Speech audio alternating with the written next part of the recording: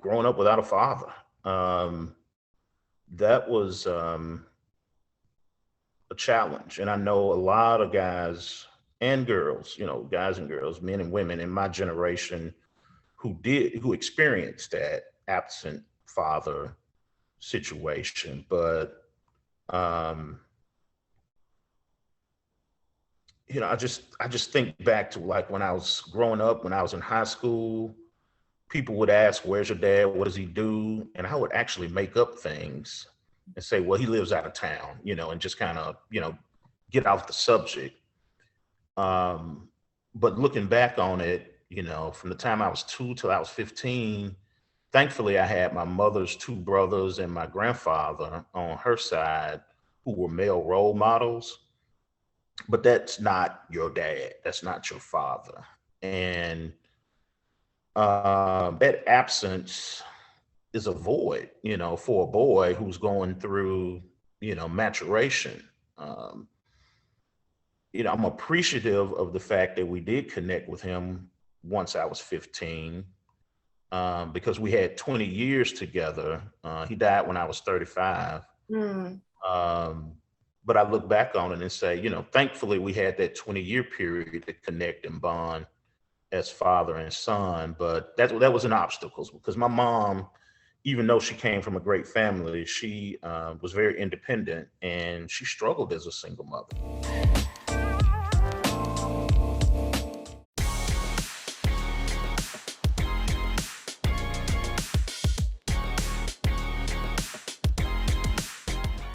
Hey everybody, I'm back with another episode of So What Success Stories. Today, I have the honor and the privilege and the pleasure to talk to my friend, interview I've been trying to get for maybe about a year now, with my friend Darrell Cobbins. Darrell is the president and founder of Universal Commercial Real Estate, and he is doing some big things now. Well, he has for a long time, but he's really making some amazing things happen right now. And Darrell and I go back a little bit, and Darrell, you might have to help me remember when we first met, but most recently we served on the University of Memphis National Alumni Association Board of Directors together. And that's when we got to get really, really cool. And I got to know Darrell a little bit better, and doing some amazing things, some huge things, but always that cool, calm, and collected guy. And I honor, love, respect that tremendously. So this is Darrell. Darrell, tell us a little bit about yourself. Well, let me first say thank you for having me. I've, of course, admired all of your work over all these years and definitely appreciated serving with you on the U of M National Alumni Board. But seeing you in your element and doing what you do every day, and the amazing work and content that you bring to us, across the nation, it's really phenomenal to see your evolution and growth and success yourself. So I appreciate that. But I'm Darrell Cobbins, born and raised in Memphis. Actually, I jokingly tell people that I have absolutely never left Memphis. College, grad school, and I daydream about what it must be like to live somewhere else, but that may have to wait until I have like either the beach house in Florida or the condo in Manhattan. We'll see. In retirement, I mean.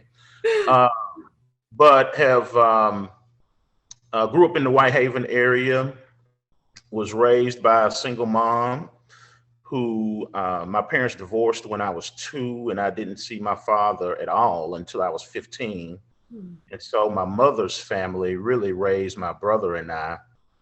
We were the only grandchildren, the only nephews in the family until I was 15. And then we had, some first cousins arrive at that point. But grew up in a family that was really tight.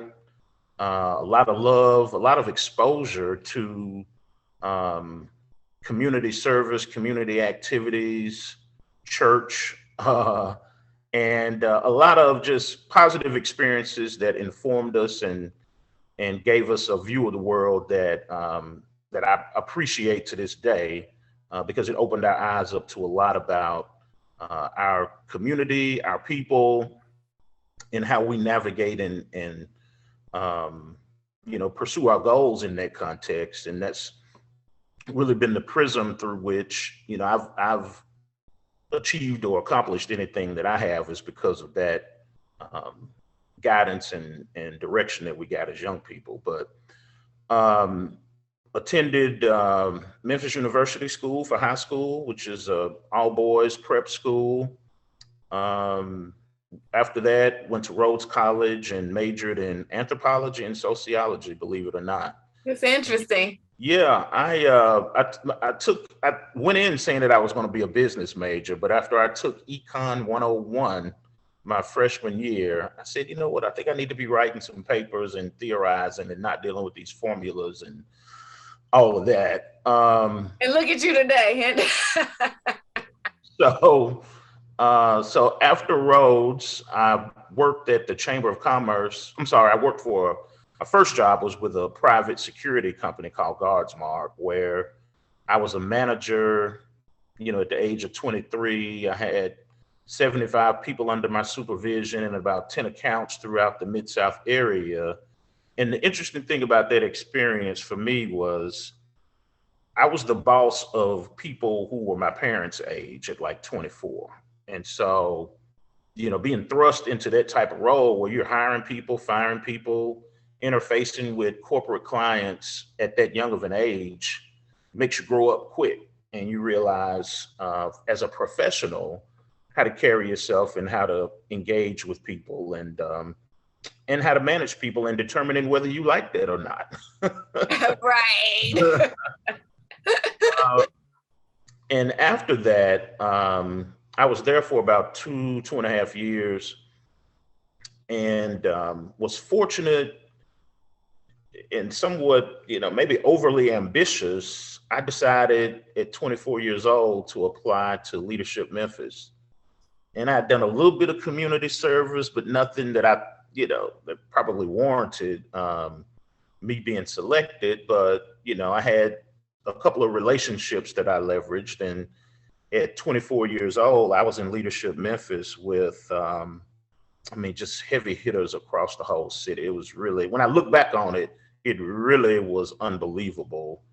The police director, the treasurer of the city of Memphis, corporate CEOs, senior executives from businesses across the city, the president of the Junior League of Memphis, just people who at that time were the who's who. I was in there with them as a young 24-year-old. That's amazing, Darrell. I didn't even know that. That is pretty amazing that you were selected. But I guess I shouldn't be surprised because I know who you are, but I didn't know you were 24. Well, I credit that experience with really giving me the confidence that I could be out here doing things and impact the city. And so, had a great experience from that. And I started that while I was still with Guardsmark, but during that 9-month period, pursued an opportunity at the Chamber of Commerce to work in membership sales, which I'd never sold anything before, but I figured, it can't be that hard. Let's see. So this was back when you had to look for jobs in the newspaper, in the back of the newspaper. And I saw an ad that said account executive, Memphis Chamber of Commerce. And so I applied for it. And long story short, ended up getting hired there. And that really was an opportunity to really see what happens from an economic development and business growth standpoint in the city, behind the scenes, the things that you won't read about in the newspaper, seeing the players who really push the economic growth agenda for the community, and actually having the responsibility of going out and selling that to businesses and saying, invest in the chamber and all these great things will happen. And selling an intangible, which is a lot different than selling a product. Right. But it was a great skill set to acquire over that 2.5 years that I was there. And I met so many great people. I mean, to this day, I look back on that and realize that I was fortunate to be in board meetings and at events with people who were just, making big things happen in the city. So again, that experience emboldened me and empowered me to understand the business community and how things happen in the city in a way that I would not have otherwise. And I didn't mention that, I come from a real estate family. My grandfather had a company here for 50 years. And I always sort of felt like I would eventually end up in real estate. I just wasn't very interested in residential real estate. And so the chamber helped me discover this whole commercial real estate world where deals were happening, companies were expanding, companies were relocating to Memphis. And a lot of that activity benefited the commercial real estate industry. And so got to know some of the commercial real estate players in town, one of whom was on the chamber's board. He was actually one of the first people I had met when I joined the chamber. And long story short, I went to work for him in 2001. His name is Larry Jensen. Went to work for him in 2001 at the company that he had founded, which at the time was called Commercial Tennessee. And today it's known as Cushman and Wakefield Commercial Advisors.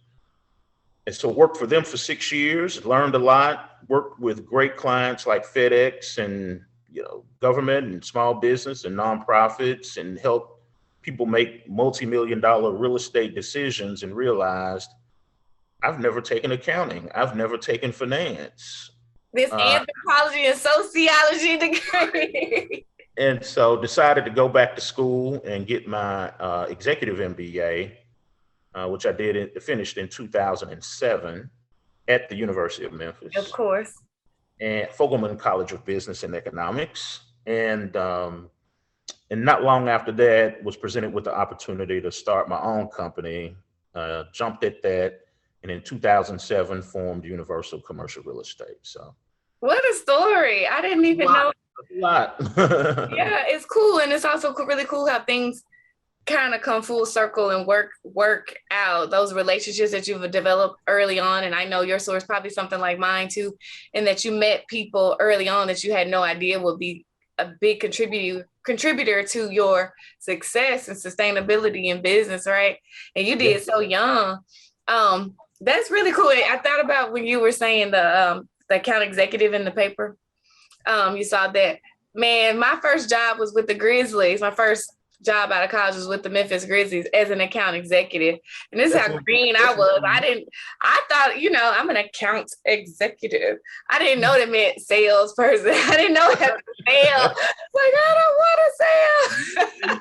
You gotta beat the streets. And I did. And that was the best opportunity I could have ever gotten to. So that's actually when we first met, was when you were working for the Grizzlies.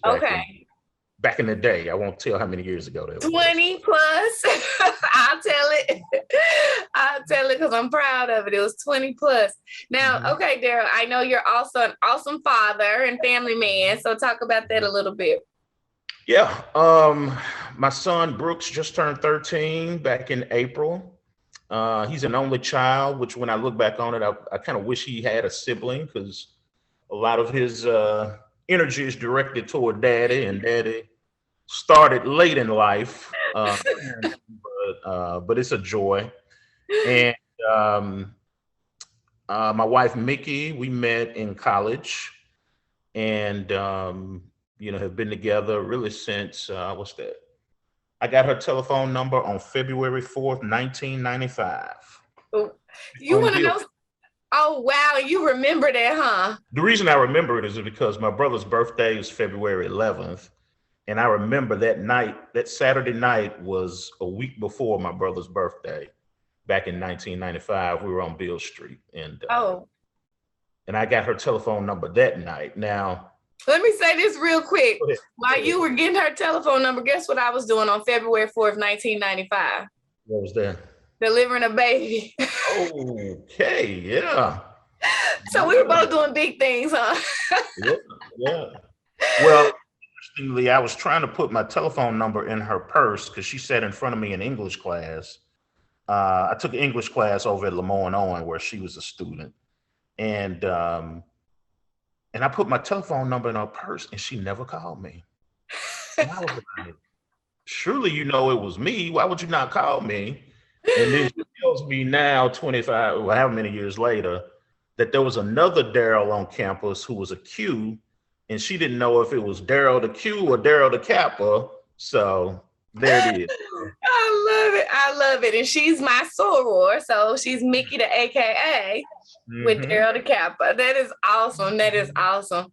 Well, I love hearing people's stories and how they got together. So it's so cool. So Darrell, in this program, I have what I call the So What Success System. So What Success System. It's my belief that if a person can learn how to overcome obstacles, eliminate excuses, and calculate choices, they can have what I call So What Success.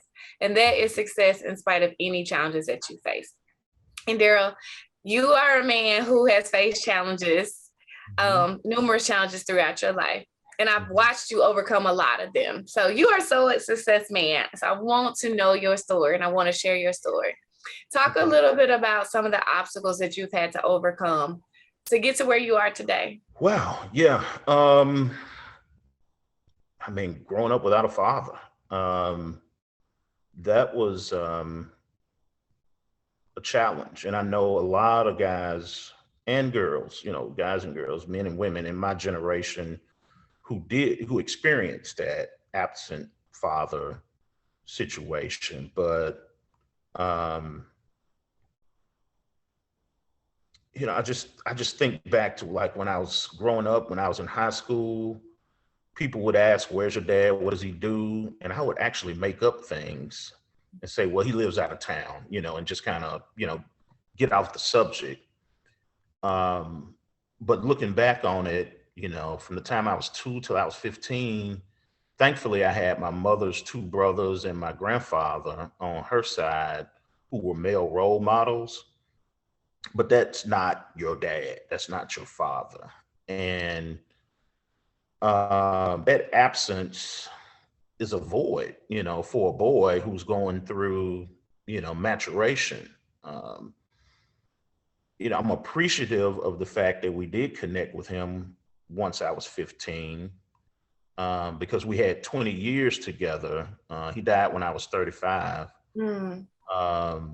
But I look back on it and say, thankfully we had that 20-year period to connect and bond as father and son. But that was an obstacle because my mom, even though she came from a great family, she was very independent and she struggled as a single mother. She'll tell you.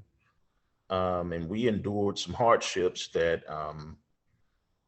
were very trying at a very young age, which makes you grow up really quickly. But being able to make it through that and to the other side of that, even at a young age, gives you a certain maturity, independence, and confidence that you can weather storms, and that you can get through things and push through things. And it sort of builds a resilience and a resolve in you to, take on other challenges as they come. So, that's one obstacle. Well, let me say something about that first. First, I will, definitely applaud your mom because I know she raised not just you, but you and your brother as a single mom.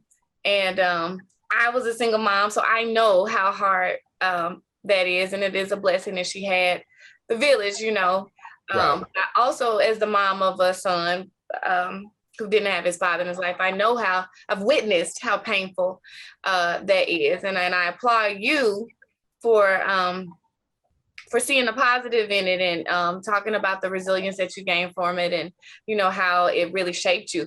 But that is definitely something that's hard in men your age and older and younger. Still, and women too, you're exactly right, deal with the challenges of that void.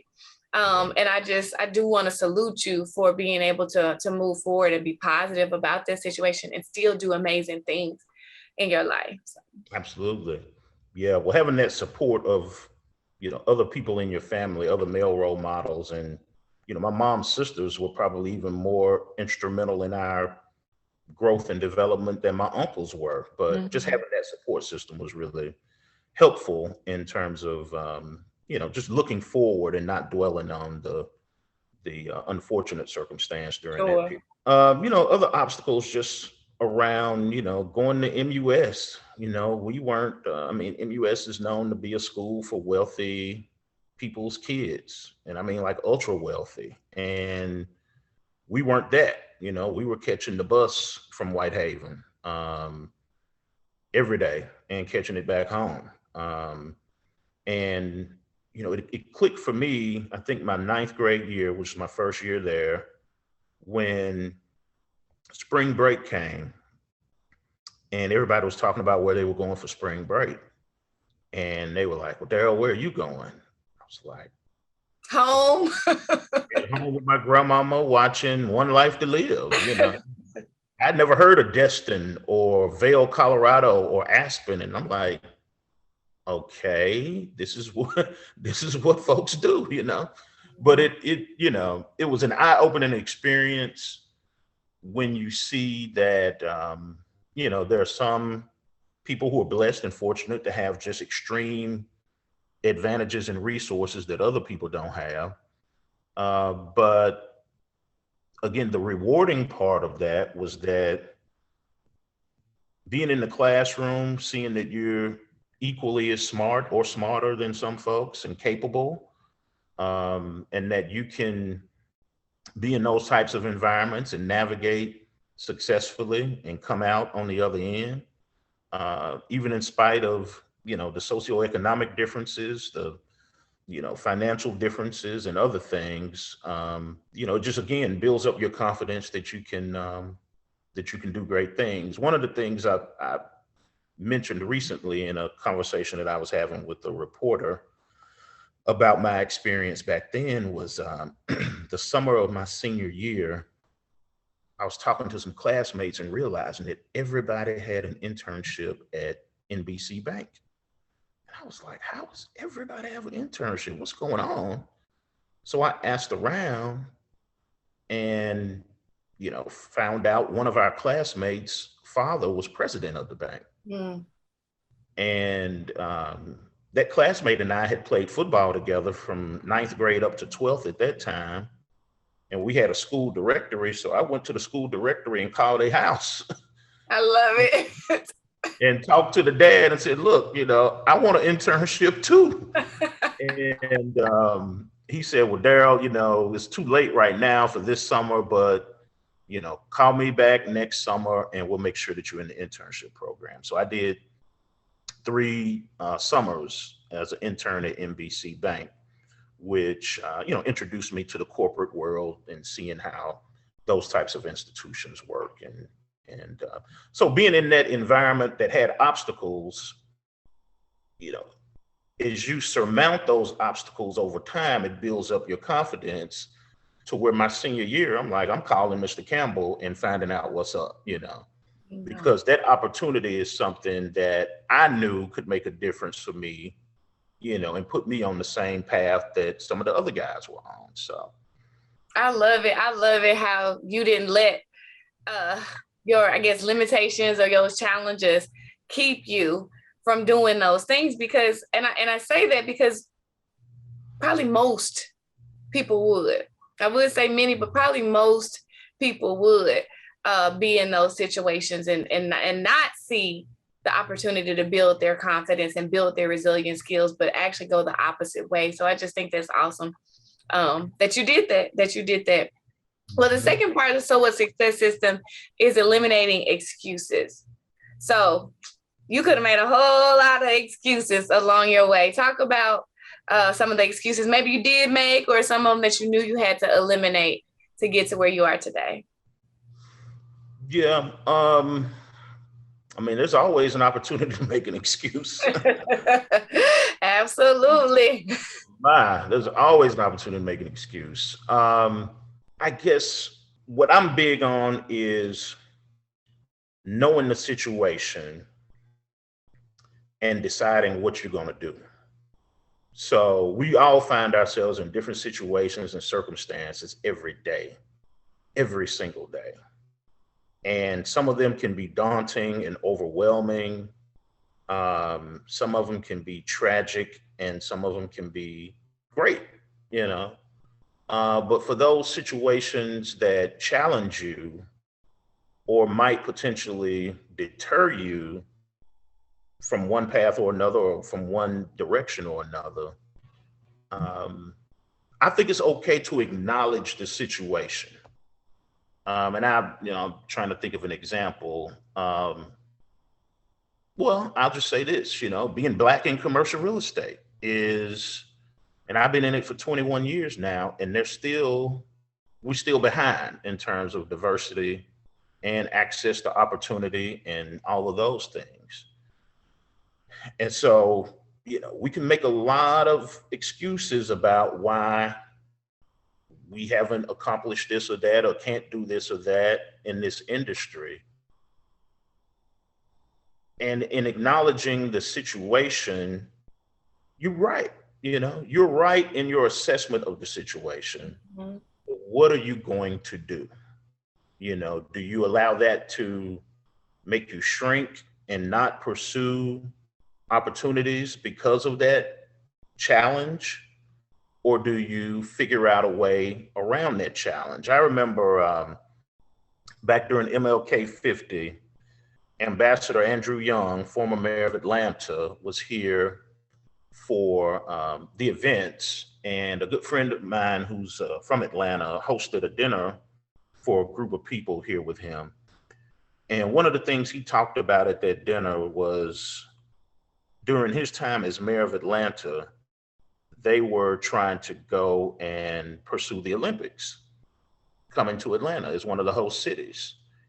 And the local business community would not get behind them on that. And so he said their motto was, don't get mad, get smart. And so what they did was got smart. He said they went to Wall Street and talked to the big financial firms about allowing them to issue bonds to help finance the financial requirement to bring the Olympics to Atlanta. And so they were able to do that ultimately, and it helped catapult them into being considered an international city. Sure. Just use that as an example of, situations that use that as an example of instances that have inspired me when I still face challenges today to think, how do I not get mad or not get sad or not get depressed or not quit? How do I outsmart this particular situation, this particular person? Because we know people can be challenging too. But how do I get to my desired point or outcome, regardless of what's going on with this person or this particular situation? And I'm not saying it's easy, but I was just going to say, dwelling on the explanations for why the situation is what it is, or why we want to, take a certain path, which oftentimes can be considered an excuse. I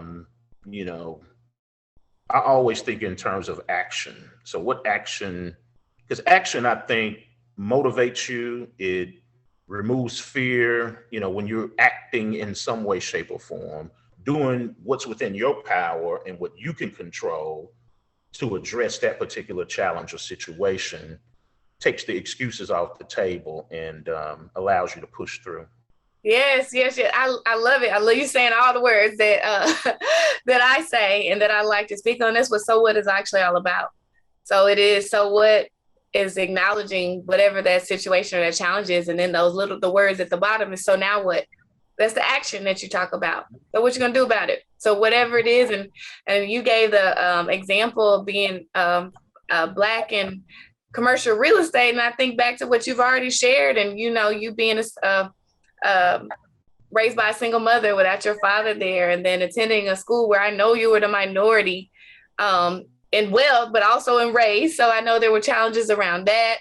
And then other challenges that I know you face is like, okay, so what you gonna do about it? This is what it is, and how are you gonna move forward from it? So yes, I feel you on that. I feel you. Well, the third part of So What success system is calculating choices. And you've talked about some of the choices that you've made, but talk a little bit more about some calculated choices you've made along your journey to get from being the little boy who didn't have his father to being a successful man who is a great father and a great businessman. Well, I was blessed at the age of 11. I started playing football, and I was blessed to have this coach who just was, when I look back on it, was so dedicated to us as young boys through the game of football. And he would pick us up on Sundays and take us to the school, and we would be at the school probably 2 hours before game time would start. And I remember he would tell me, he'd take me in the gym and he would tell me, I need you to go up there to the top of those bleachers, and I want you to sit down and think about what you have to do today out there on that football field. And so my 11-year-old self, I was about to say little, but I wasn't even little then, would go up to the top of the bleachers, and for about an hour, I'd be up there just envisioning myself in the football game and what I would be doing. And lo and behold, I'd actually go out there and do it, right? And so that was a confidence builder that I didn't even know was happening at the time. And it was equipping me with a skill that I've used ever since, where, and especially when I talk to young people, I tell them this, is that I always imagined myself in the next stage of my life. So literally when I was in elementary, I would imagine, man, what must junior high be like? And I see myself in junior high. When I was in junior high, I'd be thinking, what is high school gonna be like? And I'd see myself in high school, in college, professional world. And even after college, working at Commercial Tennessee, I was imagining myself as an entrepreneur one day. And so I think what that does is give you a vision for where you want to go, even if you're not even aware of the fact that you're establishing a vision. I think it's subconscious in a lot of ways. But that, I think, informed me at different points in my life whether to go left or to go right. You know, those choices that you make. You know, should I go to Rhodes College, or should I leave Memphis and go to Clark Atlanta or Howard after college? Should I stay at Guardsmar, or should I decide to take this opportunity at the chamber that I think will put me in a position to be what I envision at the chamber? Should I stay at the chamber forever, or should I go down this commercial real estate path? So that vision and that imagination sort of helps guide your decision making and your choices that you make. And I will say this, your choices are based on your options, right? The options that are in front of you. Your options, I believe, are a byproduct of your relationships. And so to the extent that you can develop broad relationships across different segments, whether that's race, whether that's urban or suburban, whether that's in Memphis or outside of Memphis, creating that broad universe of relationships is what creates the options that are in front of you, or that may be presented to you, that then allows you to make choices to determine what you want to do. And I'm not just talking about career. Career is one part of that, but there are other opportunities that are presented to you that come your way that are a byproduct of those relationships. I'll give you an example. And this is really, I don't think I've ever said this publicly. Okay. So about 5 years ago, it was leading into a holiday weekend, kind of like this week. It's like the Friday before we were going into some holiday weekend. I think it was Memorial Day. And I get a call from a guy who I had known when we were all young, kind of working in political circles on campaigns and things, but he was a Republican and I'm not a Republican. Nothing against Republicans, but he called me up, and I knew he had he had left Memphis and went to work for state government when a new governor had gotten elected. So he called me up on a Friday and said, "Man, I've been trying to reach you." I was like, "Okay." And we hadn't talked in, years. And he said, the governor wants to appoint you to the State Board of Education, and he told us to offer it to you if you want it. And I was like, "Me?" He's like, "Yeah, you." And in my mind, I'm thinking, I'm not known as like an education, zealot in Memphis in any way. I've served on some boards of some charter schools, and at the time was on a advocacy organization board, but nothing to the point where I would think a governor would be like, "Let's put this guy on this board." Right. And so I said, "Well, man, let me take some time, talk to some friends, think about it, and I'll let you know." And so I talked to some friends of mine who were really, really deep in the education circles here in Memphis, and they said, "You should do it. I think you'd be great. It's not about necessarily just being in education. You need perspectives from the business community and other people on the board." And so long story short, I accepted the appointment from Governor Haslam back in 2018, I think it was. And so when I look back on that, to the point that we were just talking about, is that opportunity came from out of nowhere. It's not like I was lobbying or even trying to pursue it, but I think it was a function of relationships and that opportunity being presented. And then I had a decision to make or a choice to make. And so I think that, that manifests in life all day, every day. And I think ultimately, as I know you've done, it all is a function of those relationships and how people see you, respect you, admire you, and appreciate your service. And so I think I couldn't agree more. And in developing those relationships, I believe, I speak for you, and you correct me if I'm wrong, because this is the case for me. Back then, when you were developing those relationships, and as you continue to develop relationships, it's just about being yourself, right? It's just about getting to know people. It's not with some, "Well, one day you'll help me," or even "I'll help you." It's just getting to know people and building those relationships. And I think that's just important point to make. I want to just make one final point on what you just said. And that is, when I was at the chamber, this was the late 90s, they had this billboard campaign across town. The billboard campaign was "Relationships Build Business." And so they'd have like a white business person and a black business person known in the city on a billboard together, and just sort of, promoting this whole relationship building thing.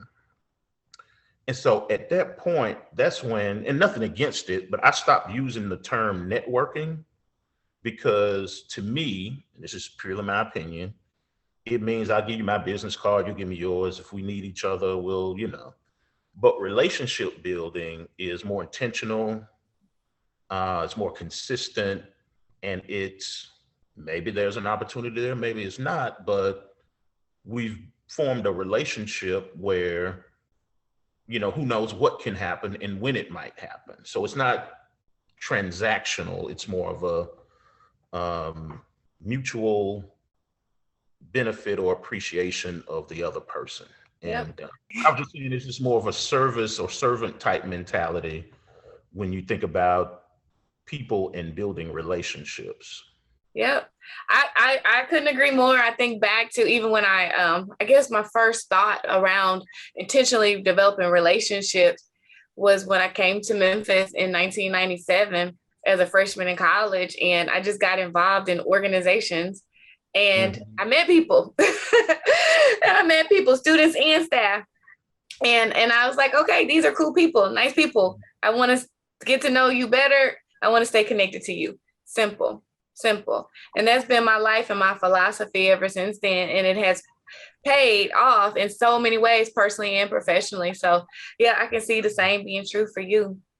Well, Darrell, you definitely have shown that you know how to overcome obstacles, eliminate excuses, and calculate choices. You shared only a few, because I know you got much more you could share.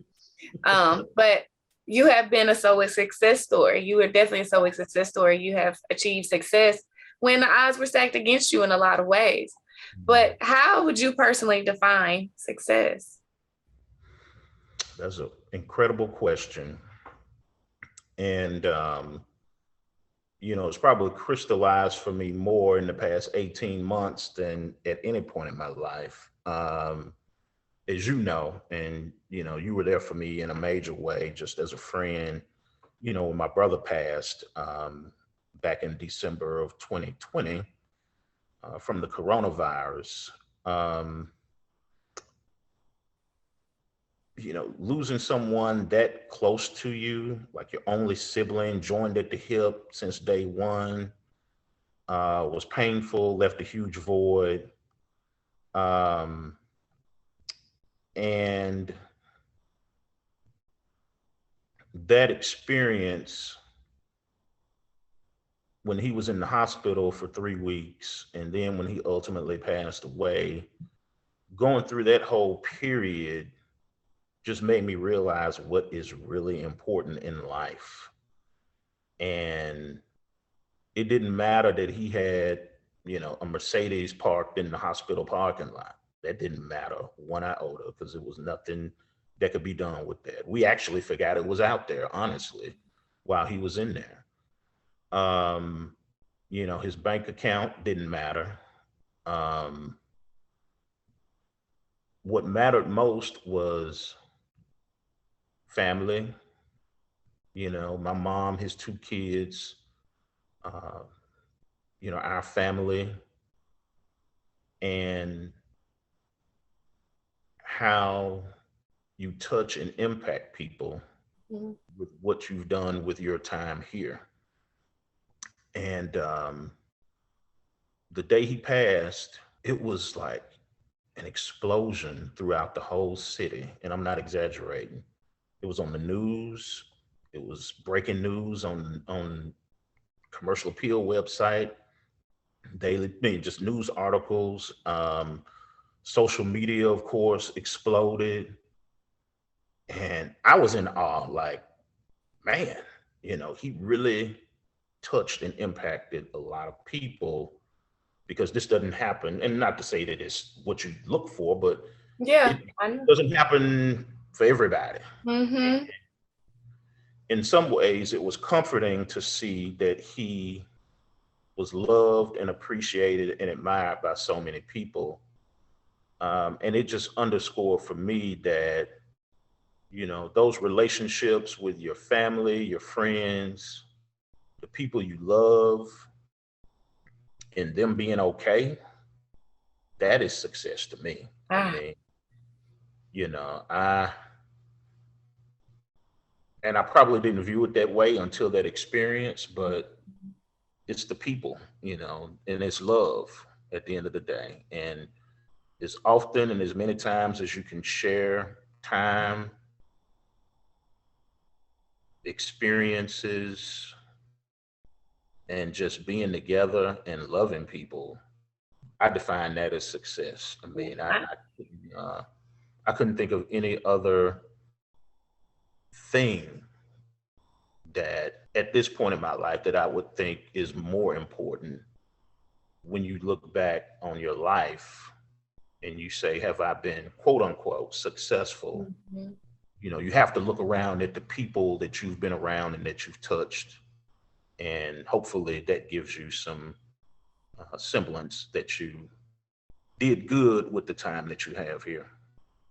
I think that's beautiful. And yes, I do definitely remember that time in your life, and my heart went out to you.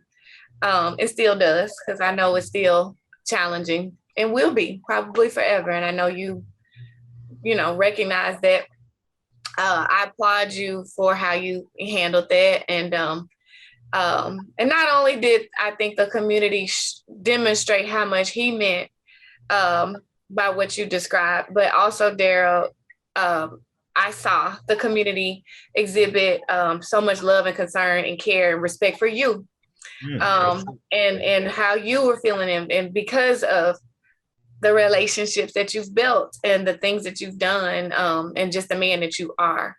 And it made me feel good to see that the community loving on you and your family in such a very, very difficult time. So that's a beautiful definition of success. And it is interesting how our definition of success changes over time and through life experiences. Mm-hmm. So Darrell, you shared a lot. You have shared a lot of wisdom, a lot of advice. I know you got so much more. I wish we had more time, but I do want to ask you one more thing. Mm-hmm.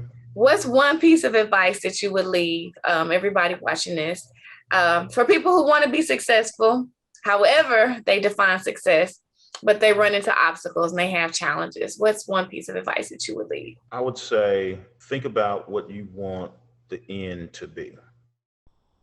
And the end can be relative. The end could be the end of this particular project, this particular situation, this business, this situation, whatever it may be. But when you encounter obstacles, it's easy to get overwhelmed and pushed back by the obstacles.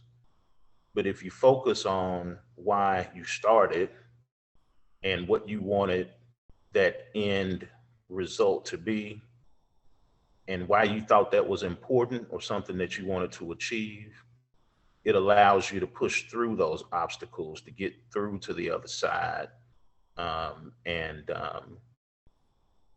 get to what you originally envisioned as a goal, or whatever that outcome was. And the obstacles are going to be there, and sometimes you need help from other people. Mm-hmm. And not to try to do it alone. That's something I struggle with. I struggle with asking for help. And I think I can do it by myself. But what I've learned, again, later in life now, or at middle age, basically, is we need each other. We really need each other. And, going about a journey alone, not to say it's impossible, but when you can lock arms with a couple of other people who are trying to go to that same destination, it becomes a lot more bearable, and it doesn't put all the weight on your shoulders. So be smart, like Andrew Young said. Well, Darrell, I you're exactly right. We do need each other, and I'm grateful that you're one of the people that I know that I can call on. I am grateful that I can say you're my friend. And I'm grateful that we have a fun relationship, a professional relationship, a fun relationship. And it's just a blessing. It's just a blessing to be connected to somebody who I admire and respect so much. And so do so many other people. Thank you so much for your time and for sharing your story. I'm glad we were finally able to make it happen. And I'm just super excited about everybody who will see this. So thank you, Darrell. The feeling's mutual, and I appreciate it. And hopefully it inspires some people and gives them some encouragement. Absolutely. Thank you.